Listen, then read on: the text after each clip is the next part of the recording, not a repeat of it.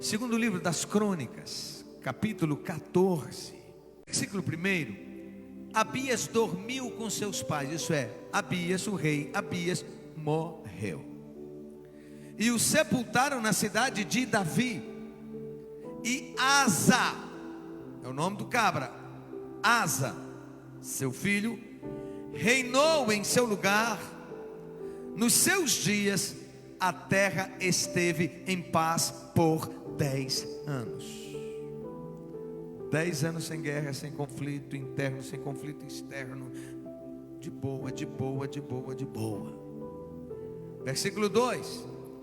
E Asa fez o que era bom e reto aos olhos do Senhor seu Deus. Olha a história do cara, o rei. Imaginou ter um presidente assim? O que é que ele faz mais? Removeu os altares estranhos e os altos, quebrou as colunas, os ídolos, colunas de adoração a outros deuses, cortou os asserins e mandou Judá que buscasse ao Senhor. Ele servia a Deus e ordena que toda a nação de Judá servisse a Deus. Mandou que Judá buscasse ao Senhor, Deus de seus pais, e que observasse a lei e o mandamento. Também removeu de todas as cidades de Judá, da nação, os altos e os altares de incenso, e sob ele o reino esteve em paz. Debaixo do seu governo o reino esteve em paz. Também removeu, 6, edificou as cidades fortificadas em Judá, porque a terra estava em paz e não havia guerra contra ele naqueles anos, porquanto o Senhor lhe dera repouso. Quem é que dava o repouso? Quem era o guardador fiel? Deus. Quem protegia seu reino? Deus. Disse, pois, a Judá: edifiquemos essas cidades e cerquemo-las de muros e torres, portas e ferrolhos. A terra ainda é nossa, porque buscamos ao Senhor nosso Deus. Nós o buscamos e Ele nos deu repouso de todos os lados. Então eles edificaram, pois, e prosperaram. Ok. Esse moço Asa, reinou 41 anos em Judá. Lembre-se que nesse período Israel estava dividido, o reino estava dividido. Primeiro rei Saul, segundo Davi, terceiro Salomão, depois assume Roboão, filho de Salomão, e com Roboão houve uma divisão. 10 tribos e meia seguiram a Jeroboão. Uma tribo e meia ficou então com Judá. Capital de Judá, Jerusalém. Samaria, capital de Israel, que continuou com o nome de Israel. Bem, depois da divisão do reino, ele foi o terceiro rei. Pela ordem reinaram Roboão, Abias e depois Asa. No início do seu reinado, ele efetuou mudanças importantes na nação. Ele serviu fielmente a Deus. Ele serviu fielmente a Deus durante 35 anos do reinado. O seu reinado foi um dos mais longos. Ao todo foram 41 anos no poder.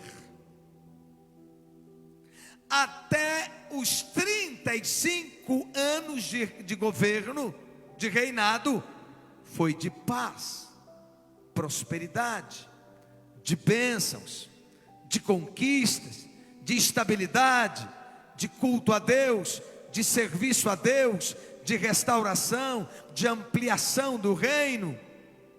de bonança, o que ele faz? Removeu os altares estranhos, isto é, adoração só a Deus. Saiu quebrando tudo quanto era objeto de adoração a outros deuses. Ordenou que a nação buscasse ao Senhor. 3, removeu os altos locais nas montanhas, que eram locais de cultos aos demônios. E diz, e sob ele, isso é, debaixo de seu governo, a nação estava em paz. Edificou cidades, fortificou cidades, construiu novas cidades, venceu batalhas em nome do Senhor. Naquele tempo, os etíopes, com um exército de 1 milhão de soldados, foram à guerra contra ele, e Deus lhe deu vitória com um exército muito pequeno. Versículo 10 diz: então Asa saiu contra ele, e ordenaram a batalha no vale de Zefatá, junto à cidade de Maressa, e Asa clamou ao Senhor seu Deus. O que Asa fez? Dizendo, olha a oração: Senhor, nada para ti é ajudar, quero poderoso, quero de nenhuma força. Acuda-nos, pois, o Senhor nosso Deus. Acuda-nos, pois, ó Senhor nosso Deus, porque em ti confiamos e no teu nome viemos contra os inimigos. Ele está dizendo: Senhor, não custa nada para o Senhor nos ajudar. Isso aqui, em outras palavras, isso é café pequeno para o Senhor. Isso é probleminha pequeno. Tem 1 milhão de soldados, mas para o Senhor é nada. E para o Senhor dar vitória pode ser com muito ou com poucos. E diz que Deus desbaratou os seus inimigos. A primeira guerra que ele enfrenta, a quem ele pediu socorro? A quem? A Deus. Guarde isso, porque no final nós vamos mostrar uma outra situação. Ele foi tão sério na sua obediência que não vacilou em depor da sua função a própria avó, quando ela caiu em idolatria. Capítulo 15, segundo livro das Crônicas, capítulo 15, versículo 16, diz: o rei Asa depois Maaca ou Maacá, sua mãe, dizem nessa tradução, mas não é mãe, é avó, por causa da posição dela de rainha mãe. Essa aí era tipo a rainha da Inglaterra, morre todo mundo e ela continuava como rainha mãe, porque ela tinha feito um ídolo abominável para servir de Aserá, ao qual seu neto Asa derrubou, despedaçou e queimou junto ao ribeiro de Cedron, e destituiu ela dos poderes que ela tinha, a própria avó. Tal era o zelo dele para com as coisas de Deus, para com a adoração a Deus. Segundo livro das Crônicas, capítulo 15, versículo 17, diz assim: o coração de Asa foi perfeito todos os seus dias. Meu Deus, pastor. Olha, por 36 anos, diga, por 36 anos, Asa teve um coração perfeito em Deus. 36 anos reinando sem nenhum vacilo. Ele era o grande exemplo para a nação. Vamos lá. E versículo 18: e trouxe para a casa de Deus as coisas que seu pai tinha consagrado e as que ele mesmo tinha consagrado a Deus, prata, ouro e outros utensílios, e não mais houve guerra até o ano 35º do reinado de Asa.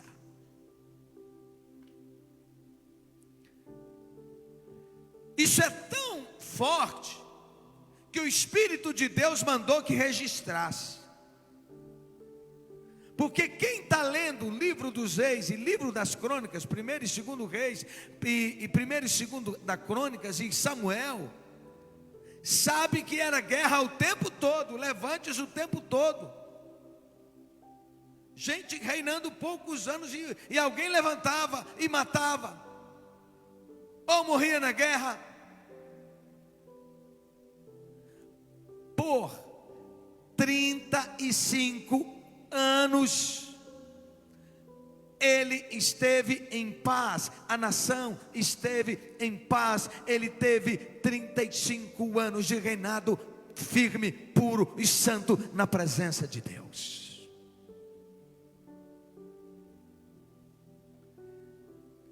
Asa alegrou o coração de Deus, e ele enviou um profeta para encorajá-lo.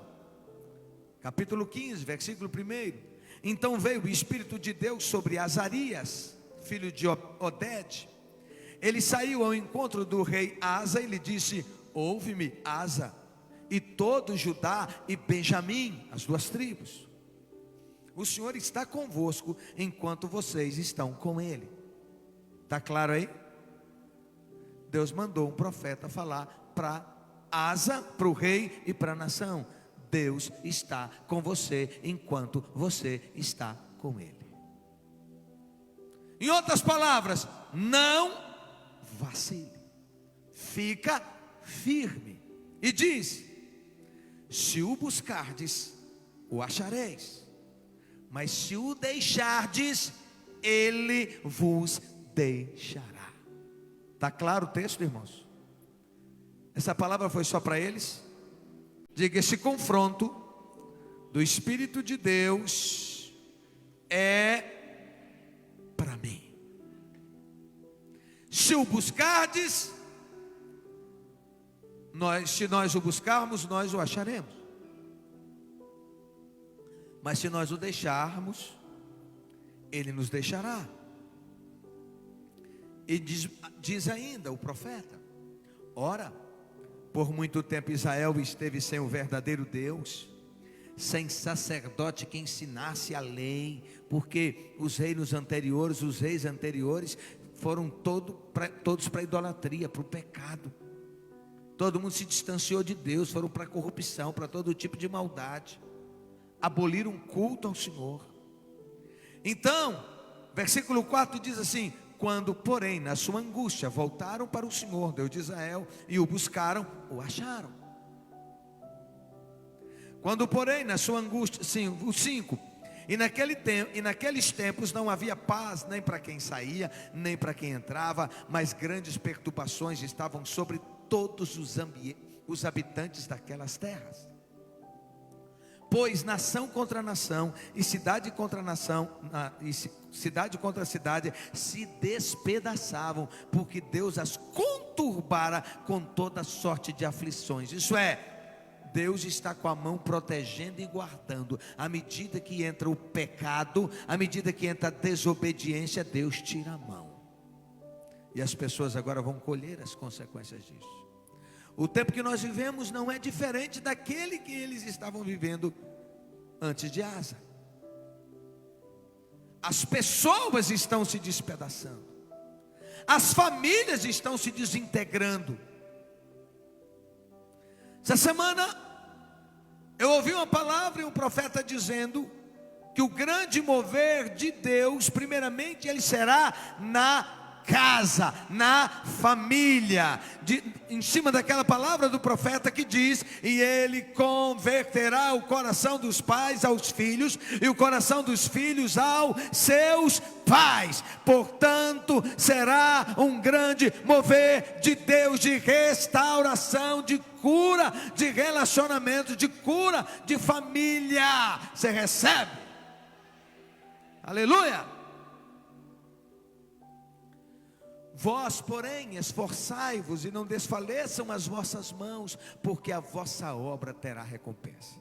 Deus está mandando o profeta para avisar ele. Foi: meu filho, você está fazendo tudo certo até agora. Entenda que você continuar fazendo certo, você vai ter a bênção de Deus.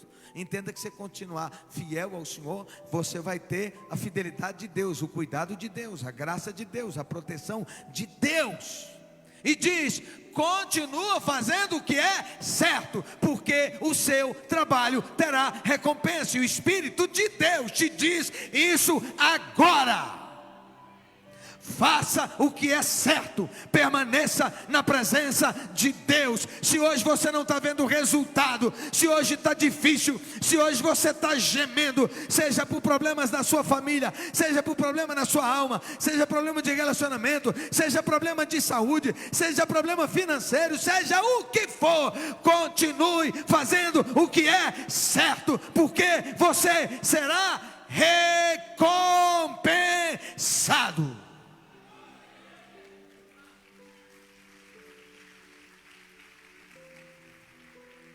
Levanta a mão e diga: a minha obra será recompensada.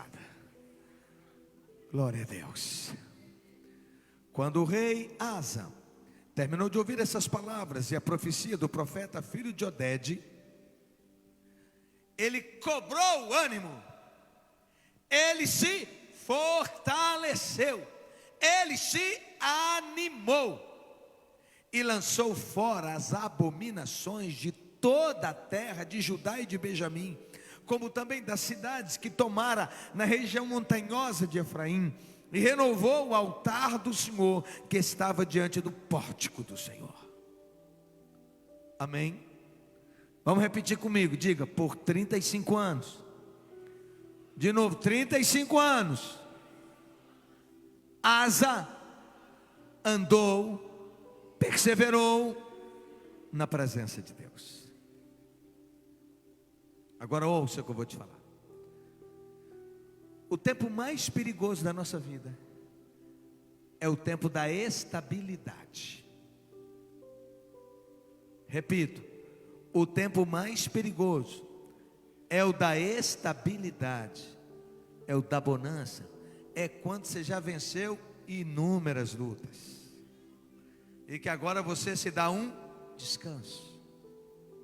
Chega, vou continuar fazendo de novo as mesmas coisas, enfrentando as guerras, as mesmas, perseverando. Não, chega. Deixa eu tirar umas férias, deixa eu descansar. Porque quando a gente está na guerra, quando a gente está no vale, quando você está enfrentando luta, problema, enfermidade, seja o que for, você está lá gemendo e clamando pelo favor de Deus, pela graça de Deus, pela misericórdia de Deus, pela intervenção de Deus. Mas quando chega o tempo da conquista, da estabilidade, que você já venceu, enfrentou, estou olhando a moçada e estou lembrando, já estudou, já se formou, estabilizou, um emprego bom, renda boa, agora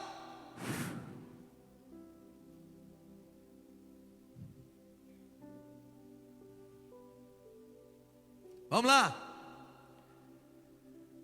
Nos últimos anos do reinado de Asa, quantos anos, fiel? Quantos anos? 35. É muita coisa ou não é? 35 anos sem vacilar.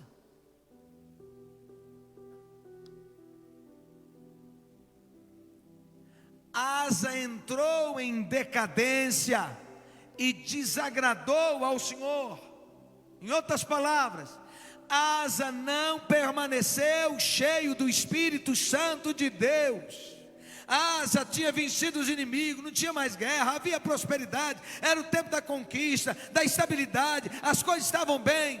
Imagina, um pai, uma mãe, os filhos formaram, estudaram, casaram, estão bem encaminhados, está tudo de boa, as coisas estão acontecendo, está bacana.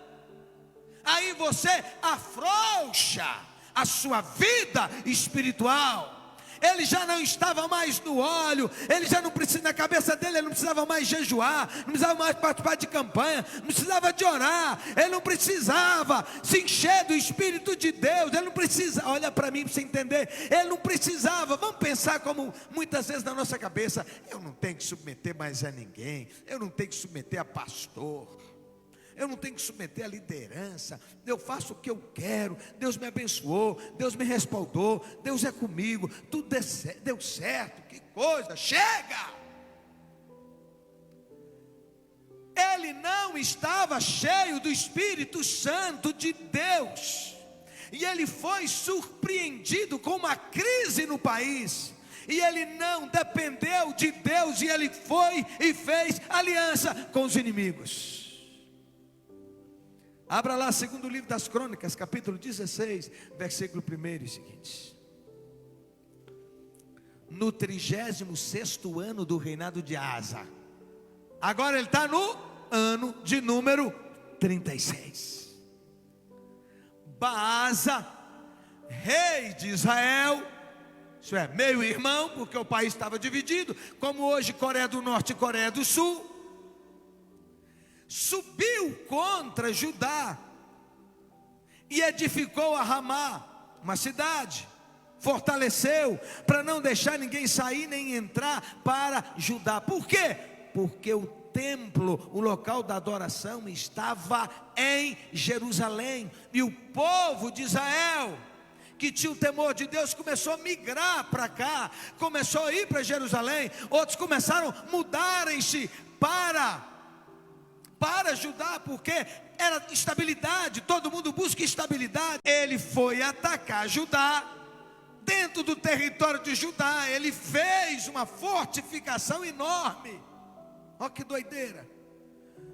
Asa foi tomado de surpresa, e ele imediatamente mandou mensageiros a procurar Ben-Hadad, rei da Síria.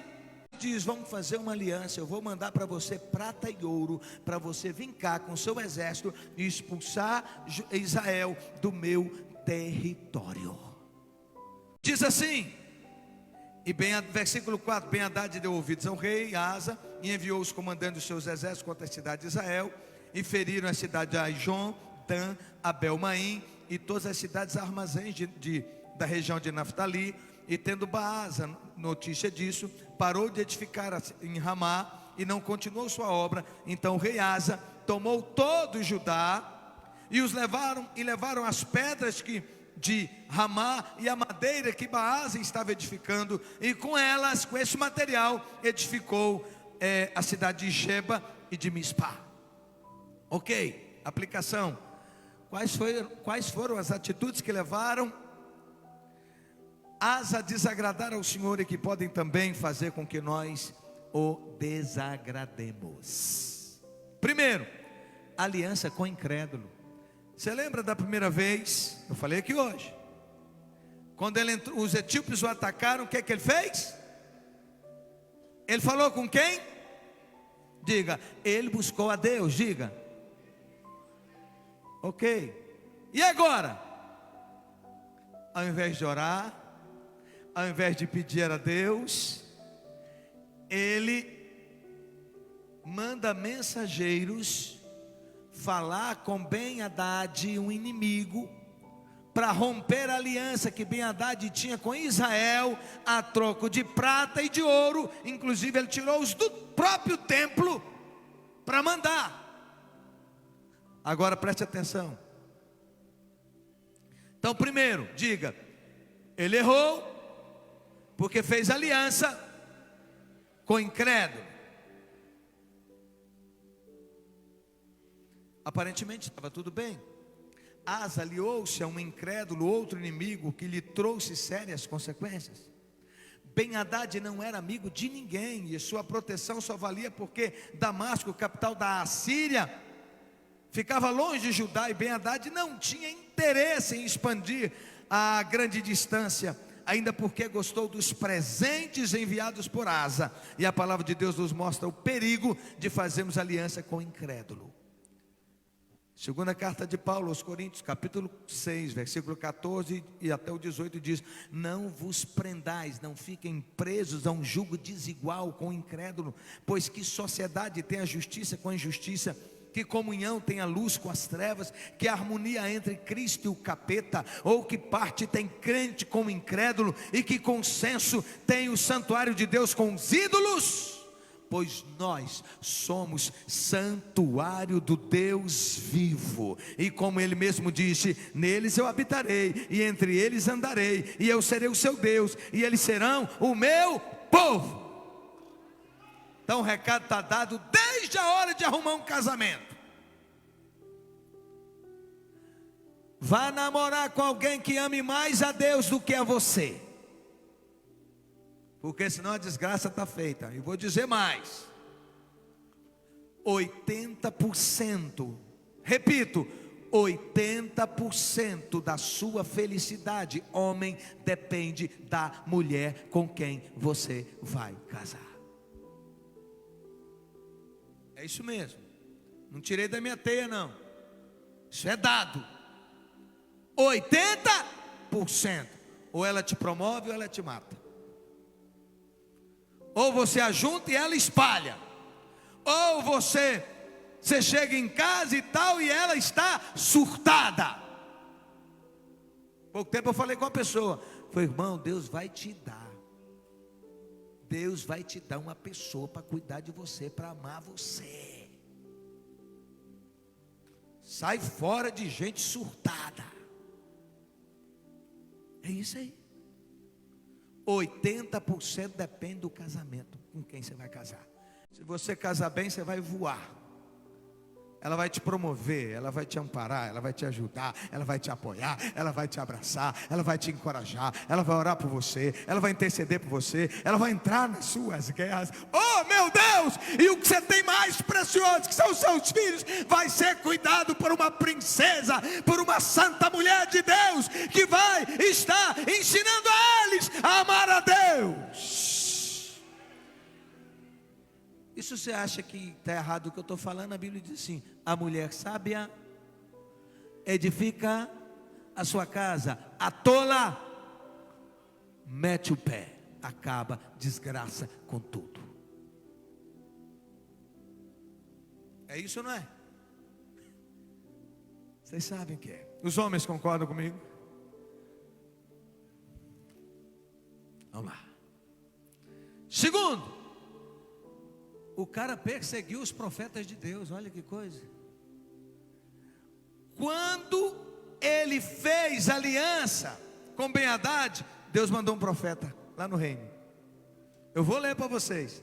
Versículo 7, 2 Crônicas 16. Naquele mesmo tempo veio Anani, o vidente. Na Bíblia o profeta também era chamado de vidente. Veio encontrar-se com Asa, rei de Judá. Ele disse: por que confiaste no rei da Síria? E por que você não confiou no Senhor teu Deus?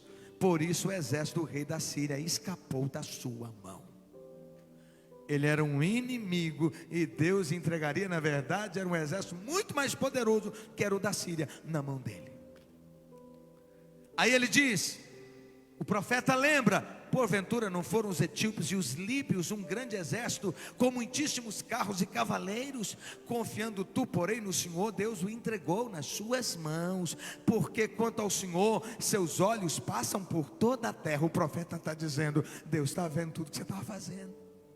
Antes veio um exército muito maior do que o exércitozinho de Israel que veio te atacar. Antes veio muito maior, com 1 milhão de homens, de soldados, de valentes e de carros e cavaleiros. E você confiou em Deus, e Deus te deu a vitória. Aí o profeta diz, e essa palavra é para mim e para você: os olhos de Deus passam por toda a terra, para mostrar-se forte a favor daqueles cujo coração está firme nele. Você pode dar um glória a Deus? Deus está te vendo, Deus conhece as suas guerras, Deus conhece as suas lutas. Persevera, fica firme, que Ele vai te fortalecer, Ele vai te dar vitória, Ele vai te encher de graça. Ele é Deus e se manifestará na sua vida.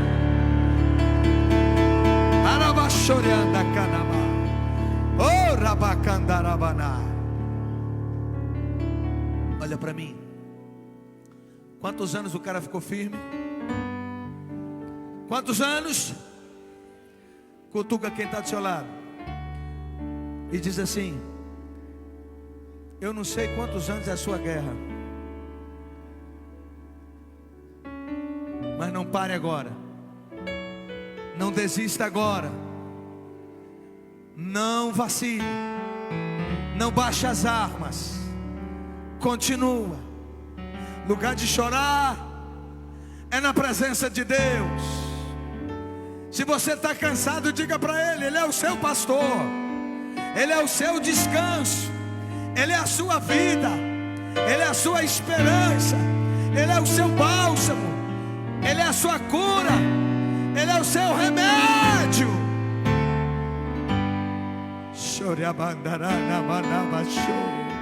A Bíblia diz que Deus não tem prazer em quem retrocede.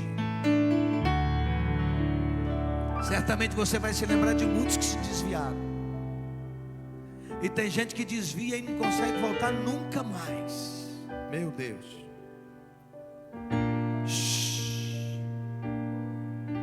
Aí ele diz para ele: só que você procedeu loucamente.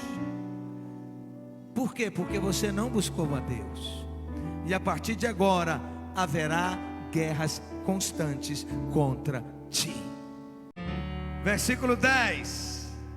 Porém Asa se indignou contra o profeta e o lançou na cadeia, no tronco, porque se enfurecera contra ele. Isso é típico do crente frio e carnal. Não enxerga o próprio pecado e ainda culpa quem quer ajudar a corrigir. É verdade ou não é? Por isso é comum irmãos que são confrontados se voltarem contra a igreja e contra seus líderes. Quantas igrejas sofrem divisões porque alguém que foi confrontado, alguém que ficou ferido, machucado, alguma coisa que aconteceu na caminhada, ele se levanta contra e provoca divisões. Muitas vezes na nossa caminhada nós erramos e Deus usa um irmão, uma pessoa para nos confrontar, para nos exortar. Mas a maioria das vezes a repreensão é mal recebida.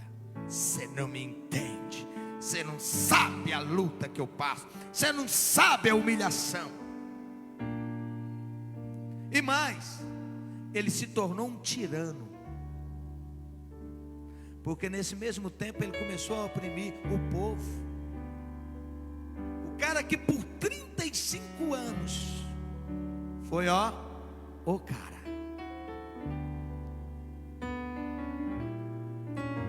Ele continuou insensível à voz de Deus, mesmo após ficar terrivelmente enfermo. Preste atenção.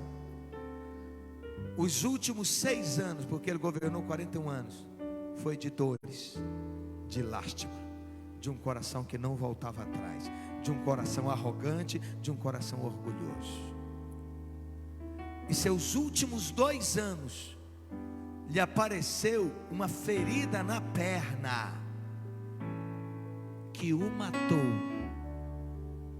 Mais importante que começar bem é terminar bem.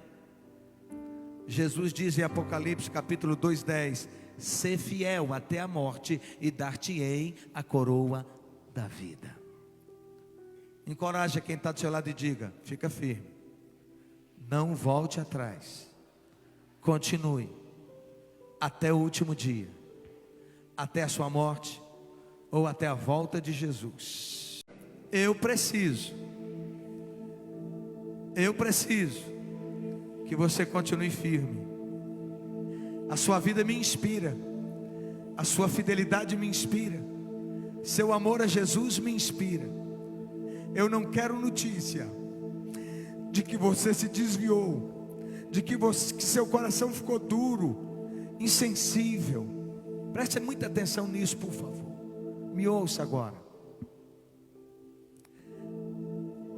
Eu, apóstolo Ronildo, seu pastor, Eu não quero ter o dissabor de saber e perceber depois que você começou tão bem e terminou mal. Independentemente do que você enfrentar na vida, se forem flores ou espinhos, na vida a gente está sujeito às mais diversas guerras, mas que seu coração continue quebrantado na presença de Deus. A gente tem visto tanta gente que o coração endureceu e que não tem mais prazer na casa de Deus, não vê seus líderes mais como homens e mulheres de Deus, porque eles foram tomados por feridas, por raiz de amargura, entraram na letra de outro, de gente que teve problema e que compartilhou, e o outro tomou as dores do outro, que a gente chama isso tecnicamente de transferência. Quando eu falo agora, você deve lembrar de um bocado de gente que sumiu, outros que estão no mundo e que não tem mais, que não tiveram mais recuperação, não tiveram. Estou falando que os que estão frios, gelados, não vão se recuperar. Em nome de Jesus, Deus vai levantar todos. E se você está assim aqui, talvez você está aqui, mas o coração está fora. Você queria, eu queria estar fora. Eu não estou por causa das minhas responsabilidades, não sei o que, tal. Queria estar longe de tudo isso e tal. Eu quero te dizer, sem perdão não há perdão de Deus. Sem a graça, ninguém recebe graça. Se alguém te feriu, perdoe. Exercício do perdão, de crescimento e de maturidade. Se gelou, se o coração paralisou, decida perdoar, decida amar, decida caminhar, decida estar perto, decida estar junto. Isso se aplica a seu casamento. Tem homem que está com a mulher, mas que não tem mais prazer de falar com ela, ou ela não tem mais prazer de falar com ele.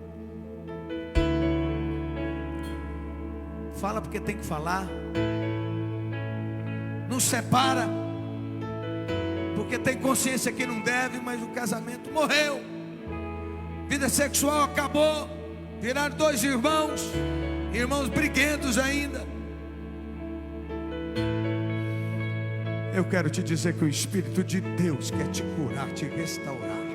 Oh, eu quero levantar a minha mão e profetizar sobre a sua vida e declarar uma unção nova sobre você, um derramar da graça de Deus sobre a sua vida, e dizer que você vai continuar fiel até o fim, vai continuar firme até o fim, vai cumprir o propósito, vai cumprir a missão, vai continuar amando o Senhor.